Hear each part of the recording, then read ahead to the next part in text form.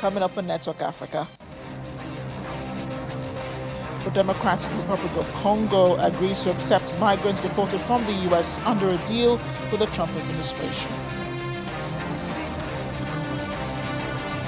Nigeria's military rescues 31 civilians abducted during a church assault on Easter Day in Kaduna State.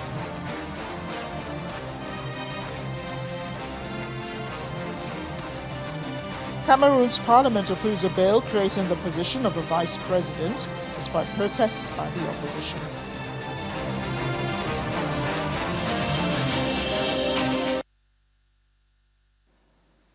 Welcome to the program. I'm Amarachi Ubani. As always, let's begin with a quick check on those major headlines over the weekend.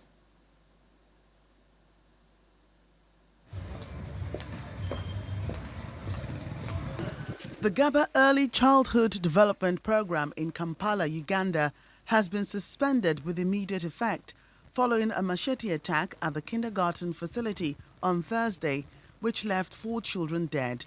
He walks out, he finds now the blood is even still there.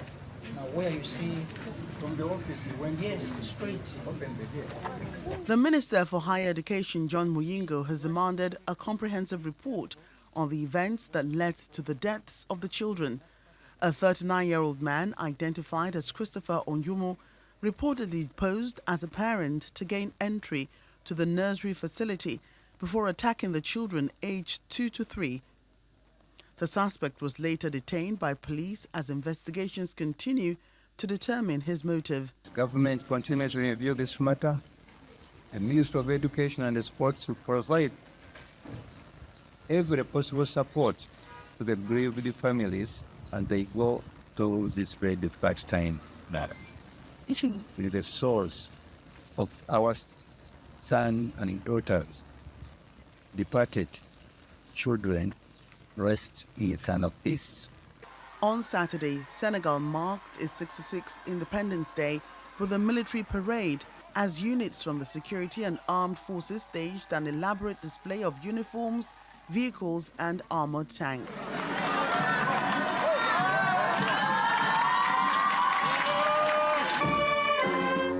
During the celebrations, veterans reflected on the Tiaroy massacre of 1944, in which French colonial troops opened fire on West African soldiers protesting unpaid wages and poor treatment after returning from World War II. The veterans demanded justice and compensation from French President Emmanuel Macron's government. While President Macron recognized it as a massacre in 2024, France is yet to issue a formal apology or offer reparations to Senegal.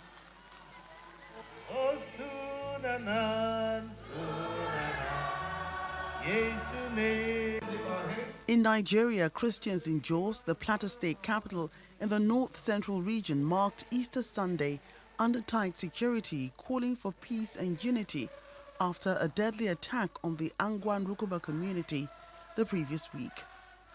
With what has happened in this community so far, it is a period for us to forgive. It has come and it has gone. So for a Christian, we're praying that God should give us the spirit to learn how to forgive as our master did, Jesus Christ. So we're calling on both Christian and Muslim, let us unite together. During a condolence visit to Jos, President Bola Tinubu told a meeting of community leaders that cameras are being installed across Plateau State to help security forces identify those behind the violence. We are going to install immediately a network of cameras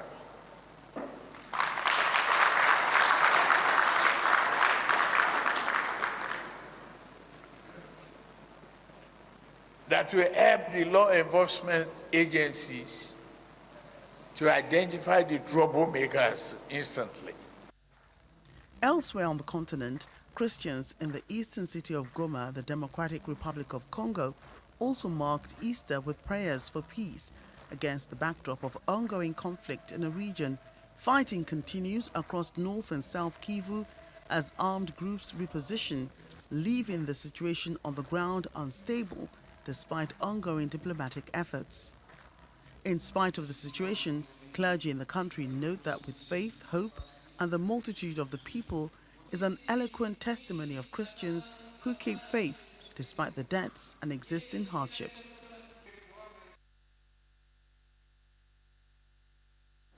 And two developments out of the Democratic Republic of Congo. The government agreeing a deal with the United States to allow deportees from the United States to be moved to the DRC.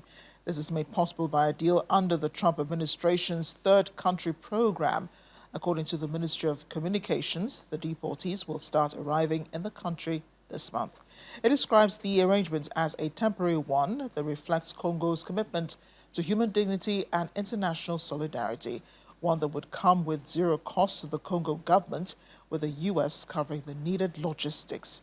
But critics warn some deportees may have legal protections preventing return to their home countries, raising serious human rights concerns.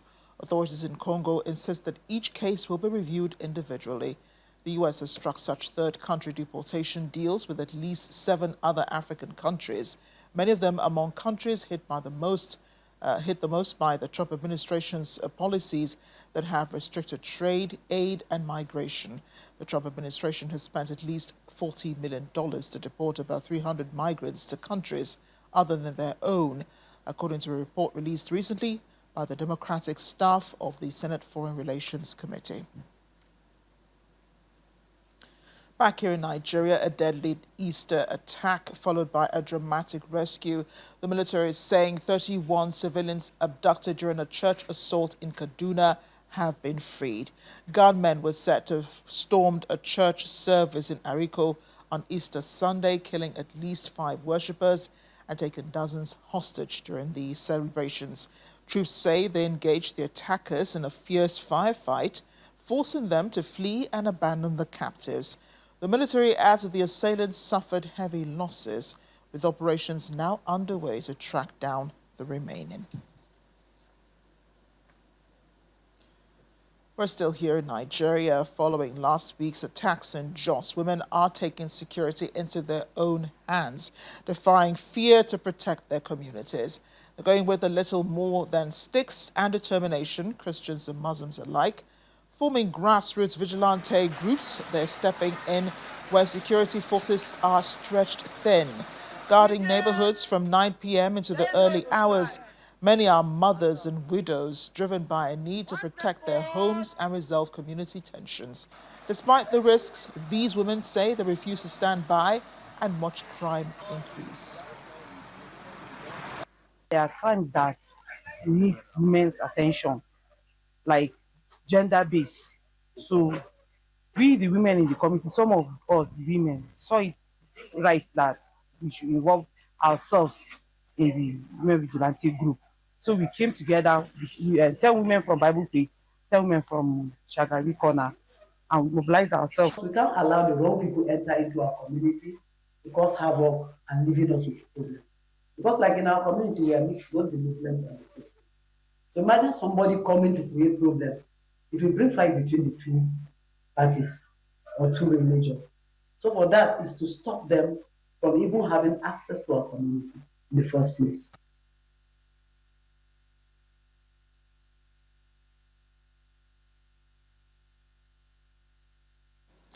Historic votes sparking global division. March 25th this year, the United Nations passed a resolution led by Ghana, officially declaring the transatlantic slave trade the gravest crime against humanity.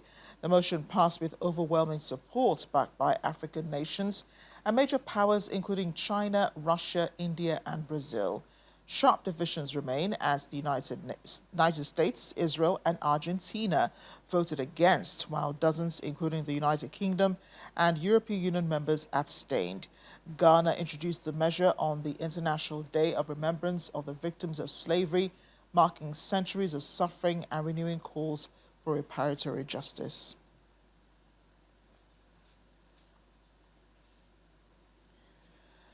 We'll be discussing this later, but let's take a break now. On the program, still ahead.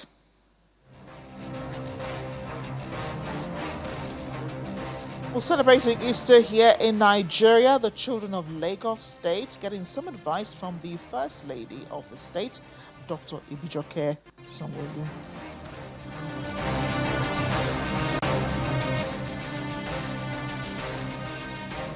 Welcome back to the world today. And just before the break, we're telling you about the historic vote in the United Nations that declared the transatlantic slave trade the gravest crime against humanity. A move that was made by Ghana, introducing the measure on the International Day of Remembrance of the victims of slavery, marking centuries of suffering and renewing calls for reparatory justice. Joining us now is Ghanaian journalist Maxwell Agbaba. He is on the move. Maxwell, I hope you can hear me. Happy Easter, and thanks for joining us on the program. The resolution adopted by the UN declaring the trafficking of enslaved Africans as a gravest crime in human history is partly because of your country, the effort that Ghana's government put into this, the petition to the UN. How do Ghanaians feel about the outcome? Well, Amarachi, it was a moment of pride for a lot of Ghanaians. Many Ghanaians were overjoyed, I should say, to the extent that when the president returned from the United Nations General Assembly, there was a ceremony at the Accra International Airport to welcome him. At that event, we had members of the clergy, we had top officials in government, all of them present to welcome him. Many of them waved their miniature Ghana flags. It was indeed a moment of pride, for everybody. And the Vice President of Ghana echoed that in her speech. Really, for many Ghanaians, they say that this this victory at the this success at the United Nations General Assembly is reminiscent of what Dr. Kwame Nkrumah did, Ghana's first president, did by leading the liberation struggle. So he didn't only help Ghana gain independence, but also led the liberation struggle in many African countries, helped them to actually gain independence. And of course, we know that the push for reparatory justice and also to get the United Nations to recognize the transatlantic slave trade as the gravest crime against humanity has been on for some time, and success had not been achieved. But President John Mahama, leading the push, has been able to achieve this success. So many Ghanaians are saying that it's reminiscent of what Dr. Kwame Nkrumah did by leading the liberation struggle for Africa. And this also, our president, Ghana's president, has also done by leading the advocacy and the conversation to get the United Nations to recognize the transatlantic slave trade as the gravest crime against humanity. And they say that this is an important step to begin to discuss, the issues of reparatory, justice. So they say it's a significant step, and it's one of pride that many Ghanaians are basking in. And as we know, the UN resolution, they're supposed to be binding, of course, but member countries have to take them seriously and uphold them. So how does the Ghanaian government intend to keep the colonial masters accountable to the resolution?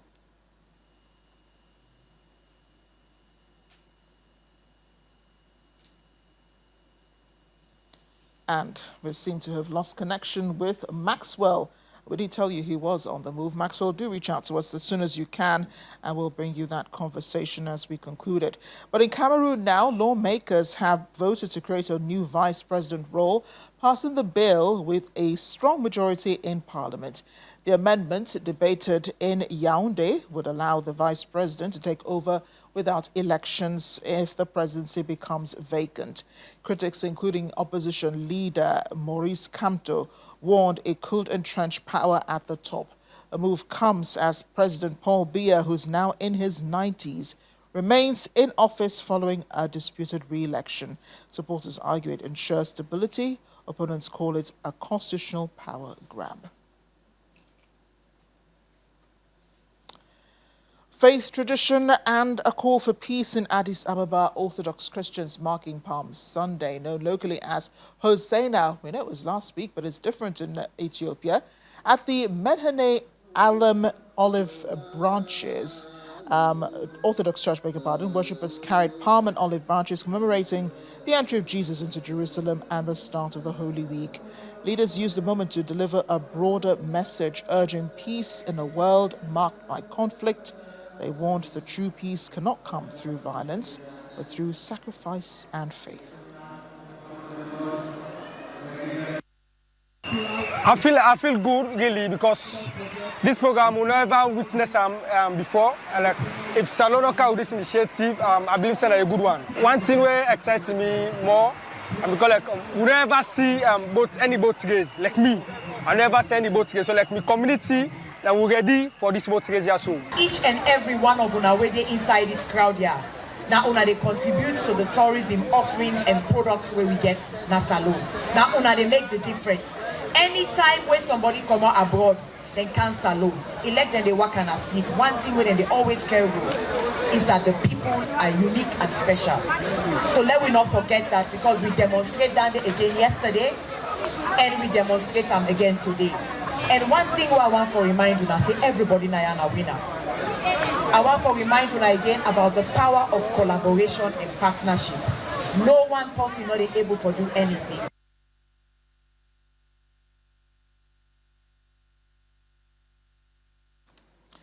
Well, we're off to Lagos. The wife of the state governor, Dr. Ibijoke Sanwo-Olu, has charged parents to train their children in the way of the Lord and also nurture them to become future leaders. Dr. Sanwo-Olu was speaking at the 2026 Lagos State Family Easter Fiesta with the theme Stone Rolled Heroes, Jesus Unleashed.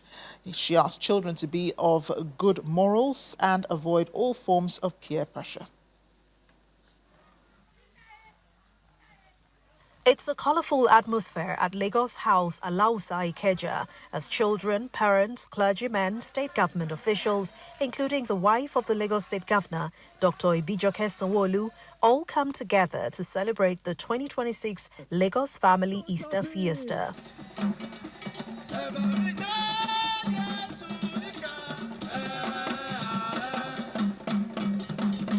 The annual event, organized by the Office of the First Lady of Lagos State, provides the opportunity for children to have a fun-filled day with different games made available to them.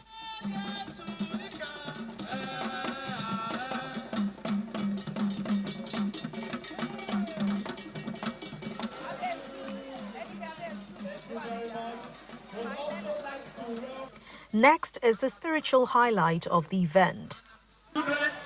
Don't lie.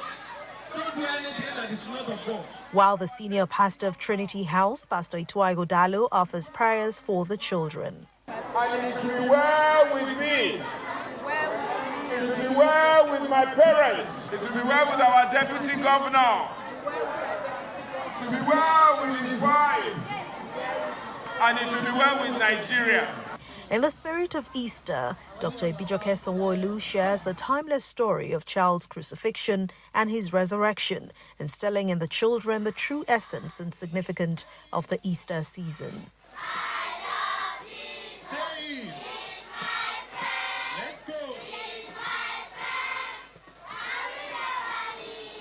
The children are also advised to remain focused in their academics. Children, you live to live righteously. We have been enjoined to please ensure that you live a life that will help your future. Do not indulge in any vices that will affect your career. Ensure that you are disciplined, you face your studies, and you are concerned about what will enable you to become good citizens of Nigeria in future. One thing that is pertinent, let us inculcate a good character building in our children. Let us give them that own faith. Let us guide them through their studies. Let them be their friend. Let us be there for them always. Please come to the MC now. Where are the technicians? So that we can wrap up a lot of activities for today before it's sunny. The host, Dr. Ibijoke Sanwo-Olu, encourages the children to be of good behavior no matter where or the situation they find themselves. Teach the child in the way of the Lord and they will not depart from it, and you have peace of mind. Let them know the different seasons in the life of Christendom so that they can have good moral upbringing and moral standing in the society. For our children, they must know the story. There are certain events that took place during Easter, and they need to know it in total. When they wake them up, they should be able to tell the story. It's very important.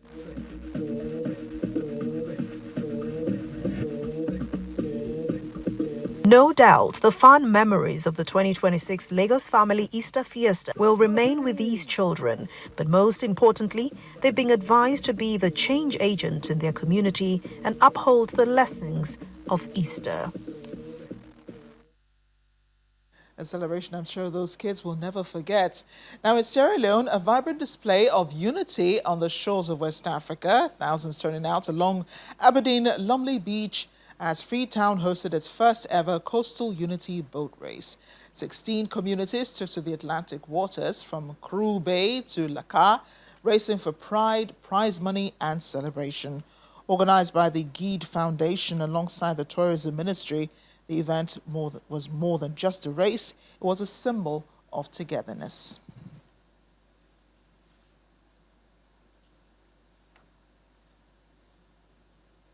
And we like to end the program with a fun fact every time, so here's one for you today. Did you know that cows hold a special place in Burundian society? It symbolizes happiness, health, and prosperity. A traditional Kirundi greeting, Amashio, which is someone, many herds of cattle, and customarily the reply or the response is Amashongore. It extends the wish to many herds of heifers, reflecting the importance of livestock in daily life. And so we say Amashio to you. Thanks for watching Network Africa. I'm Amarachi Ubani.